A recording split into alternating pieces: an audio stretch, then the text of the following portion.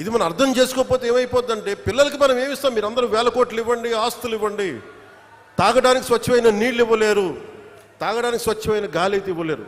అందుకని ఇది మనందరి బాధ్యత ఇదంతా. సో దాన్ని ప్రధానమంత్రి గారు ఈ రోజున మనకి ఇంత వేల కోట్లు వచ్చినాయి అంటే ముందుగా మనం కృతజ్ఞత చెప్పుకోవాల్సింది ఒకే ఒక వ్యక్తి, గౌరవ ప్రధాని శ్రీ నరేంద్ర మోదీ గారు. ఎక్కడో ఢిల్లీలో కూర్చొని ఆయన ఇక్కడ కూర్చొని మన గోదావరి జిల్లాలకు సంబంధించి, ఆంధ్రప్రదేశ్ నలుమూలల జిల్లాలకు సంబంధించి ఈ నీటి శుద్ధి చేసిన నీళ్ళు ఇవ్వాలన్న ఒక ఆలోచన ఈరోజు ఇంత బడ్జెట్ ఇచ్చింది.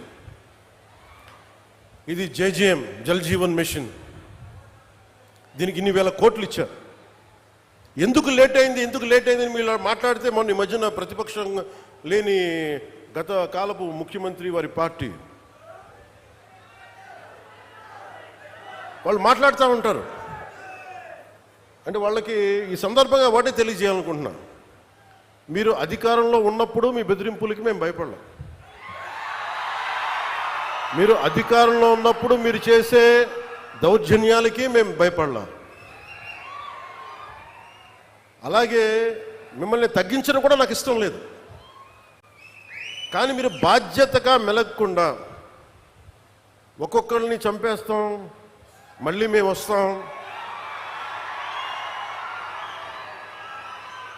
అని మీరు పిఠాపురం లాంటి చోట కూడా మీరు చిన్న పిల్లల మధ్యలో కాస్ట్ ఫీలింగ్స్ పట్టుకొస్తే మిమ్మల్ని, మీ అధోగతికి నేను ఏం మాట్లాడను, మీ దిగజారుడుతనానికి నేను ఏం మాట్లాడను.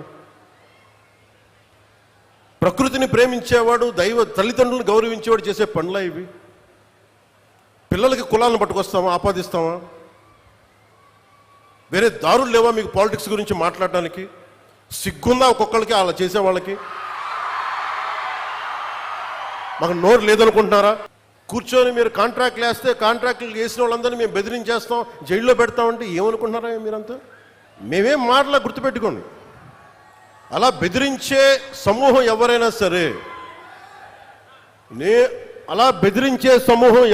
సరే, మిగతా వారి గురించి నాకు తెలియదు. పవన్ కళ్యాణ్కి అధికారం ఉన్నా అధికారం లేకపోయినా పవన్ కళ్యాణ్ ఎప్పుడు పవన్ కళ్యాణ్ లాగే ఉంటాడు, భయపడ్డాం.